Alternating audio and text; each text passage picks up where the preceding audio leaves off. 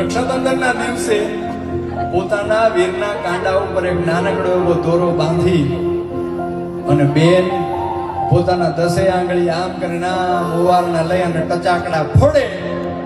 એ ટચાકડા ફોડતાની હારે એ વીરની ઉપર એ ભાઈની ઉપર હજારો ગામ દૂર જો કોઈ પણ મુસીબત હોય તો અહીંયા ભાંગીને ભૂકો થઈ જાય. ઈ તાકાત છે બેનના ઓવારણામાં, બેનના મીઠણામાં, બેનના દુખણામાં. કે કોણ હલાવે લીમડી ને કોણ ઝુલાવે પીપળી,